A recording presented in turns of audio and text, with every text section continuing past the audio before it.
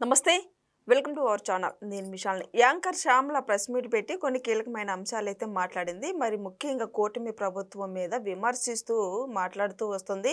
ఇటు medical college గురించి కావచ్చు, ఇటు ఆరోగ్యశ్రీ పథకం గురించి కావచ్చు, మరి ఇటు నకిలీ మద్యం గురించి, ఈ అన్నిటి విషయాల గురించి అసలు పక్కదారి పెట్టిస్తున్నారు. పక్క వాళ్ళ మీద వేయటమే వీళ్ళ బుద్ధి అన్నట్టు ఆమె విమర్శించడంలో అసలు ఎంతవరకు వాస్తవం ఉంది?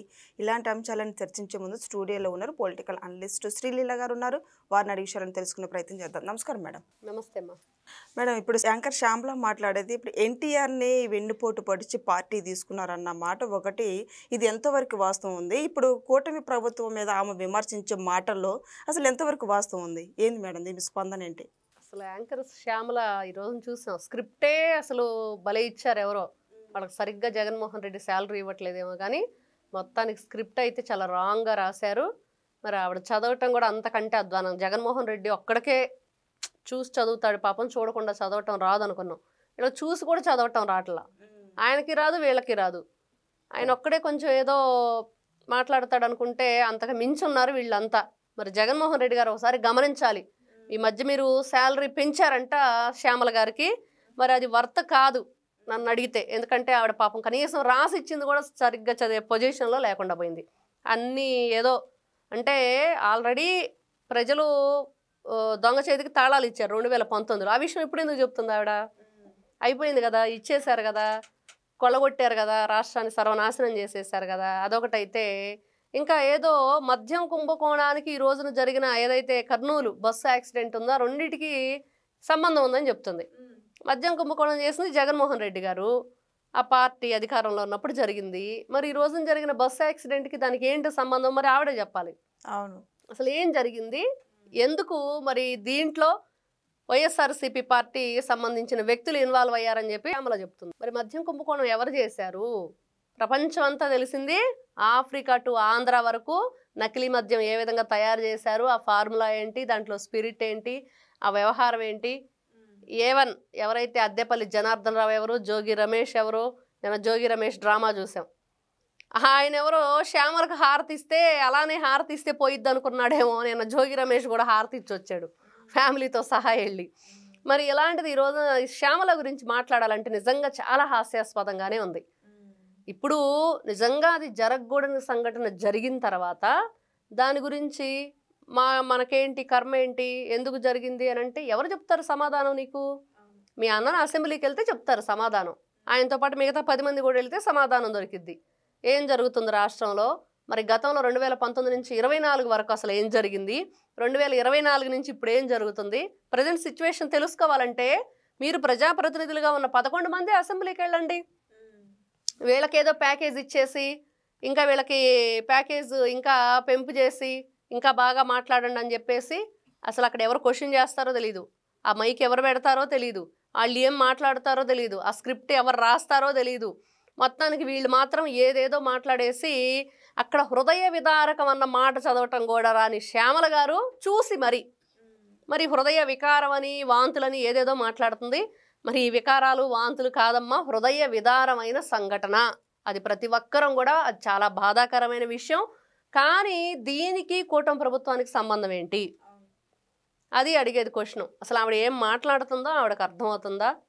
నిజమే, హోమ్ మినిస్టర్ గారు వెళ్ళారు, శబరి గారు వెళ్ళారు, రోడ్డు రవాణా శాఖ మంత్రి వెళ్ళారు. మరి ఇంతమంది ప్రతి ఒక్కరూ వెళ్ళి అక్కడ అవన్నీ కూడా పరీక్షించి ఈరోజు చూస్తున్నాం 100 బస్సుల్ని సీజ్ చేశారు.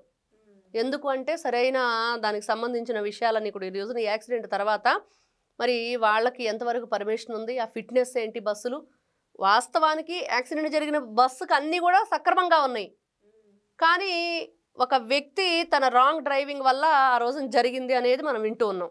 దానికి కూడా వీళ్ళేంటి, అతను ఎప్పుడో ఈవినింగ్ 8 o'clockకి అక్కడ పర్చేస్ చేశాడు ఏదైతే ఆల్కహాల్ అనేది, మిడ్నైట్ చేశారని చెప్తున్న శ్యామల మరి అక్కడ ఉండి చూసిందా చెప్పాలి. మరి లేకపోతే జగన్మోహన్ రెడ్డి వీళ్ళని అర్ధరాత్రి తన మద్యాన్ని అమ్మమని అక్కడన్నా పురమాయించాడా? మరి అంతే కదా, వీళ్ళు మద్యం దుకాణాల్లో దొంగతనంగా జగన్మోహన్ రెడ్డి జే బ్రాండ్స్ అమ్మటానికైనా ఉండాలి ఒకటి, లేదా వీళ్ళు అక్కడ ఉండి చూడనైనా చూడాలి. రెండిట్లో ఏదైనా వాస్తవం అని చెప్పి ఒప్పుకుంటే అర్ధరాత్రి మద్యం కొన్నాడు ఆ బండి డ్రైవ్ చేసిన వ్యక్తి అని చెప్పి ఒప్పుకోవచ్చు. మరి మద్యం కుంభకోణానికి ఈ రోజున జరిగిన యాక్సిడెంట్కి ఏంటి సంబంధం అని ఈవిడ మాట్లాడుతున్నారు. నారా చంద్రబాబు నాయుడు గారి గురించి, పవన్ కళ్యాణ్ గారి గురించి, వంగలపూడి అనిత, హోమ్ మినిస్టర్ అనిత గారి గురించి, లోకేష్ గారి గురించి ఏదేదో స్క్రిప్ట్ రాసిచ్చారు, దాన్ని చదవటం, ఆవిడ అకౌంట్లో డబ్బులు వేసుకోవటం, వెళ్ళటం. మరి ఆంధ్ర రాష్ట్ర ప్రజలు అడుగుతున్నారు, డాలర్ పాప అంటున్నారు. మరి నాకు అర్థం కాలేదు డాలర్ పాప అని ఎందుకు అంటున్నారు. రోజా డైమండ్ రాణి అయితే శ్యామల డాలర్ పాప అంటున్నారు. మరి ఆవిడ దానికి సమాధానం చెప్పాలి. మరి ఈవిడ ఇప్పుడు అడుగుతున్న క్వశ్చన్స్ అన్నీ 2019 నుంచి 24 వరకు ఎందుకు అడగలేదు? ఈ ప్రజల మీద అప్పుడు ప్రేమ లేదా? మరి ఈ రోజున ఏదైతే ఆవిడ చెప్తున్న బస్సు యాక్సిడెంట్ అయ్యి చాలా హృదయ విదారకంగా ఉంది సంఘటన అని చెప్తుందో, మరి జగన్మోహన్ రెడ్డి జే బ్రాండ్స్ ఆ ఎక్కువ అమౌంట్ పెట్టి వాళ్ళు అమ్ముతుంటే అది కొనలేక కల్తీ సారా కాసుకొని జంగారెడ్డి గూడెంలో వైఎస్ఆర్సీపీ పార్టీకి సంబంధించిన వ్యక్తులే అమ్మితే మరి చనిపోయిన 23 మంది 24 మంది ఫ్యామిలీలు మరి గుర్తుకు రాలేదు ఈవిడకప్పుడు? వేల మంది దాదాపుగా ఈ రోజున మొత్తం అసలు రాష్ట్రంలోనే లక్షల మంది వీళ్ళ మద్యం దాగి సర్వనాశనం అయిపోయారు. వేల మంది ఆడపడుచుల తాళిబొట్లు దిగిపోయినాయి. వేల మంది ఈ రోజున బెడ్ రీడర్లో ఉన్నారు. మరి వాళ్ళ గురించి ఏం సమాధానం చెప్పింది శ్యామల? ఈరోజు నకిలీ మద్యం మొత్తం వాళ్ళు మాఫియా చేసి, కూటమి ప్రభుత్వం మాఫియా చేసి పక్కన వాళ్ళ మీద నెట్టేయటం తప్పించి వీళ్ళకి ఇంక రెండో పని లేదన్నట్టు విమర్శిస్తుంది. ఆ విషయమే కదా మొన్న బయటకు వచ్చింది. జోగి రమేష్ ఏం చెప్పాడు అద్దెపల్లి జనార్దన్ రావుకి? ఆఫ్రికా నుండి ఎందుకు వచ్చాడు, మళ్ళీ ఆఫ్రికా వెళ్ళబోతూ ఎందుకు పట్టుబడ్డాడు, ఈ విషయాలన్నీ శ్యామల చెప్పాలి ఫస్ట్. చెప్పి అప్పుడు మరి ఎవరు మద్యం మాఫియా నడిపించారు, ఎవరు అక్రమంగా మద్యాన్ని నమ్మారు, అక్రమంగా తయారు చేశారు, అవన్నీ వాటన్నిటికీ ఆన్సర్ దొరుకుతుంది. ఒకటి ఇక్కడ ఆవిడ ఏదైతే శ్యామల మాట్లాడుతుందో డబ్బులు తీసుకొని మాట్లాడుతుందో అనేది ప్రతి ఒక్కరూ మాట్లాడుకునే విషయం. మరి స్క్రిప్ట్ ఎవరు రాసి ఇచ్చారనేది కూడా అందరికీ తెలిసిన విషయమే. మరి ఆవిడ స్క్రిప్ట్ చూస్తూ చదువుతున్న మాటలు ఏదైతే ఉన్నాయో మరి అవి ప్రజలని ప్రేమ ఉన్నట్ల ప్రజల మీద వీళ్ళకి ప్రభుత్వం మీద కక్షగట్టి, రాష్ట్ర ప్రజల మీద కక్షగట్టి వీళ్ళు ఈ రోజున ప్రేమ ఉన్నట్లుగా ఇలాంటి మాటలు మాట్లాడటాన్ని, మాటలు కూడా కదా అది స్క్రిప్ట్ చూసి చదువుతున్నారు చక్కగా. జగన్మోహన్ రెడ్డి గారు ఆనందం కోసం, ఆయన ఆనందం కోసం వీళ్ళందరూ కూడా నానా తిప్పలు పడుతున్నారు. ఒకవైపు కోటి సంతకాలు అంటారు, ఇంకొక వైపు ఈయన ఉన్నప్పుడేమో కనీసం కూడు అంటే 5 రూపాయలకు అన్నం పెడుతుంటేనే ఓర్చుకోలేని వీళ్ళు ఈ రోజున కోటి సంతకాల సేకరణ, మెడికల్ కాలేజీలు, మరి ఇవన్నీ కూడా చూస్తుంటే నిజంగా ఈ రోజున శ్యామల ప్రెస్ మీట్ మాత్రం చాలా రాంగ్ స్క్రిప్టు, రాంగ్ డైరెక్షను. ఆవిడకి అంతకంటే చూసి చదవటం రాలేదు. ఆవిడ మాట్లాడే మాటలు ఒక్కసారి మీరు మాట్లాడేటప్పుడు ప్రభుత్వం గురించి, గౌరవ ముఖ్యమంత్రి నారా చంద్రబాబు నాయుడు గారి గురించి, ఆయన అనుభవం అంత వయసు వీళ్ళకి లేదు, అందులో సగం కూడా లేదేమో. ఆయన అనుభవానికి, ఆయన వయస్సుకి, మరి ఆయన హుందాతనానికి వీళ్ళు ఆయన విమర్శించేంత వ్యక్తులుగా మారారంటే ఈ రోజున ఏ విధంగా చూడాలి పేటీఎం బ్యాచ్ని? చాలా ఈవిడ మాట్లాడే పద్ధతి బాగాలేదు, విమర్శించే విధానం. మీరు పాయింట్ ఉంటే గనక అడగండి ఇది సమస్య అని. అలా కాకుండా సంబంధం లేని విషయాలను తీసుకొచ్చేసి దీనికి ఏదో మాట్లాడాలి కదా, ఏదో మొత్తానికి మాట్లాడమన్నారు, అన్నీ కూడా ఏదేదో మొత్తం కలగం పొలగం చేసేసి 4-5 రకాలు దాంట్లో ఇచ్చినట్లున్నారు. ఏ విధంగా మాట్లాడాలో ఆవిడకి అర్థం కాక వాళ్ళు ఇచ్చింది యాజ్ ఇట్ ఈజ్గా చదివింది. అందుకని ఇప్పటి వరకు కూడా ప్రైవేటీకరణ చేస్తున్నారు మెడికల్ కాలేజీలు. అంటే ఎవరు ప్రైవేటీకరణ చేస్తున్నారు? ఫస్ట్ వాళ్ళు అసలు ప్రైవేటీకరణకు అర్థం చెబితే చేయటం అంటే ఏంటి, ఏ విధంగా చేస్తుంది కూటమి ప్రభుత్వం అనేది వివరంగా చెప్తే అప్పుడు ప్రజలు నమ్ముతారు. ప్రైవేటీకరణ చేస్తున్నారు అనే ఒక్క మాట మాత్రం తప్పించి ఏ విధంగా చేస్తున్నారు, ఎలా ప్రైవేటీకరణ జరుగుతుంది, మరి ఏ విధంగా రేపు మెడికల్ స్టూడెంట్స్కి కానివ్వండి, లేకపోతే కొత్తగా వచ్చే డాక్టర్లకు కానివ్వండి, పేషెంట్లకు కానీ ఇబ్బంది జరిగిద్ది అని అంటున్నారు కదా, అది ఏ పాయింట్ వాళ్ళు చెప్పే ఆ పాయింట్ ఏంటో క్లియర్గా వివరంగా చెప్తే అప్పుడు ప్రజలు కూడా ఓహో ఆహా జగన్మోహన్ రెడ్డి గారు కరెక్ట్ అయిన పాయింట్ తీసుకొచ్చారు, ప్రైవేటీకరణ అంటే ఇది అర్థం అనేది తెలుసుకుంటారు. అదంతా వదిలేసి ప్రైవేటీకరణ అంతవరకు అంటే ఎలా సరిపోతుంది? ఈ రోజున ఏదైతే ఆ పీపీపీ విధానం ఉందో దాంట్లోటి వీళ్ళు ఏ విధంగా ప్రభుత్వం ఇటు ప్రైవేట్ 2 రంగాలు కూడా కలుపుకొని ప్రజల కోసం ఏ విధంగా ముందుకు వెళ్తుంది అనే దాన్ని వీళ్ళు ప్రైవేటీకరణ అంటే జగన్మోహన్ రెడ్డి గారు ఒక్కరే లండన్ మెడిసిన్ వేసుకుంటున్నారు, వేసుకున్నా కూడా పనిచేయట్లేదు ఒక్కోసారి అని విన్నారు. కానీ ప్రజలు ఈ రోజున అనుకుంటుంది ఏంటంటే ఆ బ్యాచ్ అంతా అంతేను, వీళ్ళకి మాట్లాడటం చేత కాదు, ప్రజలను మంచిగా చూసుకోవటం చేత కాదు, మంచి పరిపాలన గతంలో అందిస్తారని ఏదో మేము ఆశపడి బుద్ధి తక్కువై ఓట్లేస్తే మమ్మల్ని ఏ విధంగా ముప్పతిప్పలు పెట్టి రాష్ట్రం అంతా 3 చెరువులు నీళ్లు తాగిచ్చారో చూసాము. మరి ఈ రోజున చూస్తే లేని దాన్ని ఉన్నట్లుగా క్రియేట్ చేస్తూ ఇలాంటి మాటలన్నీ మాట్లాడేదాన్ని ప్రజలెవరూ కూడా అస్సలు పరిగణలో తీసుకోవట్లేదు. వీళ్ళు ఆ ఎడమ చేత్తో కుడి చేత్తో సంతకాలు చేస్తున్నారంట. దీన్ని బట్టి అర్థం అవ్వాలి ప్రైవేటీకరణ అంటే ఏంటి, మరి ఈ రోజున ఈ పీపీపీ విధానం మోడల్ అంటే ఏంటి అనేది మరి దీన్ని బట్టి అర్థమైపోయింది. 1,000,000 సంతకాల సేకరణకి లెఫ్ట్ హ్యాండ్తో రైట్ హ్యాండ్తో సంతకాలు చేస్తున్న ఏదైతే ఈ వైఎస్ఆర్సీపీ పార్టీ కార్యకర్తలు పైనున్న ఈ లీడర్లు చేసే ఒత్తిడికి ఈ క్యాడర్ అంతా కూడా ఏం చేయాలో అర్థం కాక వాళ్ళే సంతకాలు చేసుకున్న పరిస్థితి. దీన్ని బట్టి మరి శ్యామల మరి సంతకం చేసిందో చేయలేదో మరి ఆవిడే చెప్పాలి నెక్స్ట్ ప్రశ్న ఇట్లో. అవును, మరి ఈ రోజున పరిపాలన లేదు రాష్ట్రంలో, ఆరోగ్యశ్రీ లేదు, ఆరోగ్యశ్రీ పథకం లేదు, వైద్య విద్య లేదు, అన్ని విమర్శిస్తూ మాట్లాడుతుంది. అసలు ఎంతవరకు వస్తుందంటారు?